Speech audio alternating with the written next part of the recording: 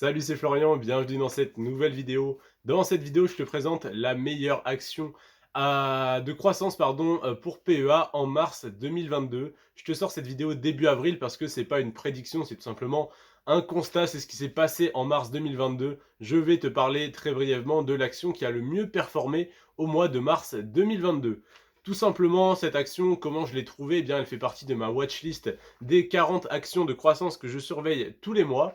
Et bien ce mois-ci, j'ai analysé comme chaque mois les 40 et c'est celle qui a obtenu la meilleure performance. Pourquoi je te fais cette vidéo? Parce que je trouve intéressant de tout simplement voir quelle action a le mieux performé. Ça te permet de la mettre dans ta propre watchlist et si jamais tu ne veux pas faire ce travail de recherche, de trouver plein d'actions à surveiller tous les mois, ce qui m'a personnellement pris un peu plus de 2 ans à mettre à jour cette liste toutes les semaines ou toutes les 2 semaines, eh bien tu peux tout simplement cliquer sur le premier lien en description pour te procurer mon e-book sur ma liste, en fait, tout simplement ma watchlist d'ETF, d'actions de croissance, d'actions à dividendes pour PEA et pour compte titre, etc., etc.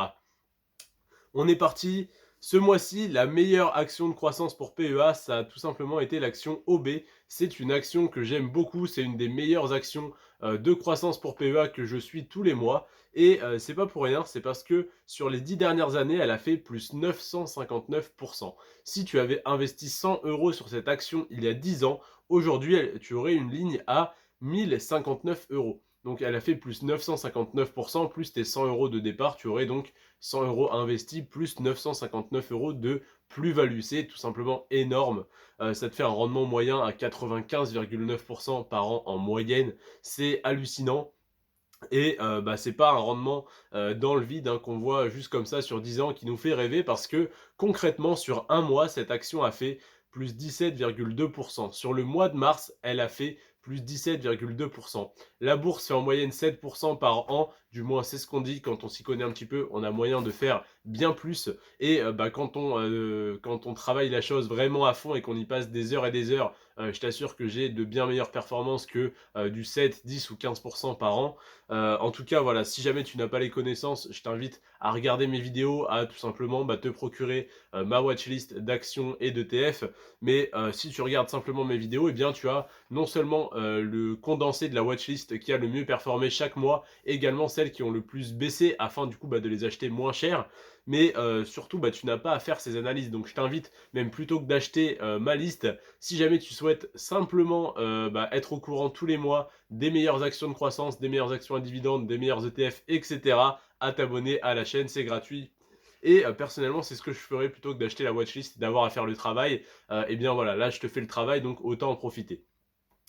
Donc comme je te dis, 17,2% en un mois, c'est impressionnant, hein. C'est une performance déjà, quand on l'a fait sur un an, on est satisfait.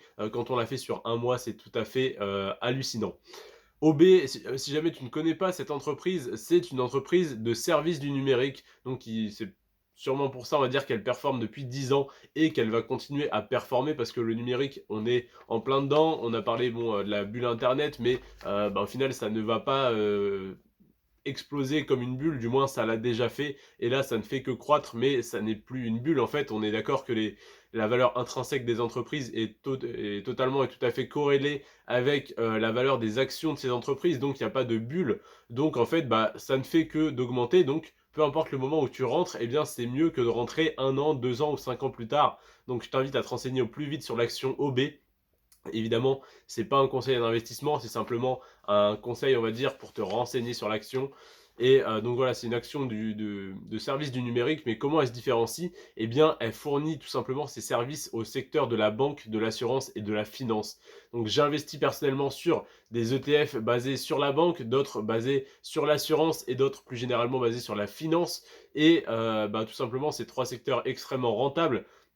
Donc dis-toi que OB eh bien, fournit des services à ses prestataires de services qui sont extrêmement rentables, donc qui peuvent se permettre de gracieusement payer les services qu'ils emploient. Donc évidemment, OB performe très très bien depuis un bon bout de temps et ça ne devrait pas s'arrêter. Surtout que là, les taux bancaires sont au plus bas, pardon, sont au plus bas historique depuis très longtemps, sont aux alentours de 1% pour de l'immobilier.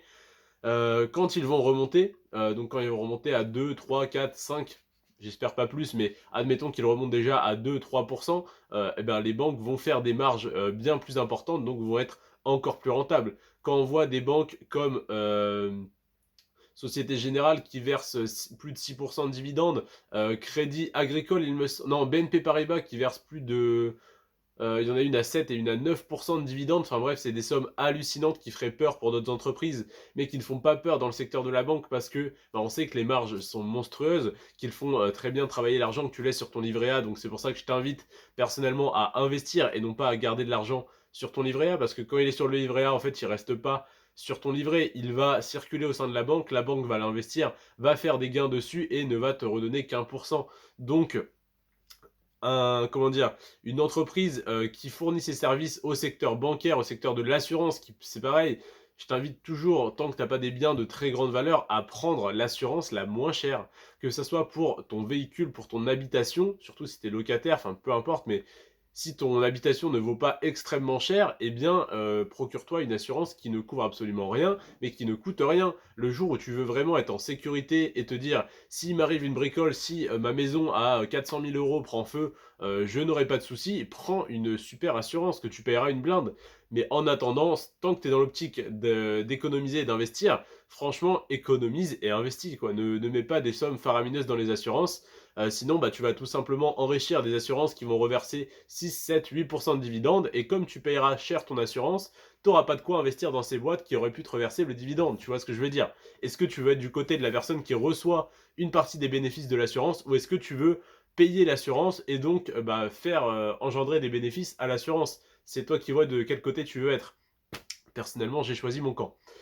Donc, mais le jour où, je t'avoue, hein, le jour où j'aurai une belle Tesla Roadster rouge comme sur la bannière de ma chaîne YouTube, ou que j'aurai une belle maison, ou du moins que j'aurai payé une belle maison à ma mère à mes 30 ans, parce que c'est mon objectif, voilà, c'est un petit peu plus personnel, mais en tout cas, c'est mon but pour sa retraite de lui payer une maison qui, du coup, dans tous les cas, me reviendra, donc ça ne, on va dire, voilà, c'est totalement un geste désintéressé, mais c'est pas du patrimoine de perdu dans tous les cas, donc c'est un objectif que j'ai personnellement, donc ce jour-là, je prendrai une bonne assurance, que ce soit pour ma belle voiture ou pour la maison que j'offrirai donc à ma mère. Donc, dans tous les cas, voilà, c'est un secteur extrêmement rentable. Donc, soit tu payes cher d'assurance et de frais bancaires en étant à découvert, etc. Soit tu profites de ces actions, soit tu profites des entreprises qui fournissent leurs services à ces actions. Voilà, on a tous un niveau différent en tant qu'investisseur. Là, je te propose vraiment d'investir sur une entreprise qui fournit des services à d'autres entreprises qui sont déjà extrêmement rentables, qui s'enrichissent grâce aux personnes lambda. Donc au final, on est déjà comment dire, à un niveau assez éloigné voilà, du consommateur, donc on dilue pas mal le risque. En tout cas, voilà, je t'ai assez parlé de cette action, je pense. En général, je te fais des vidéos plus courtes. Mais voilà, n'hésite pas donc à regarder mes autres vidéos. Tous les jours, je te sors une vidéo, que ce soit sur les actions de croissance, les ETF, les actions à dividendes, etc. Pour PEA, pour compte titre, des crypto-monnaies, il y en a pour tous les goûts. Je te remercie d'avoir regardé cette vidéo. N'hésite pas à t'abonner pour ne pas rater les prochaines. Prends soin de toi et de tes finances. Ciao.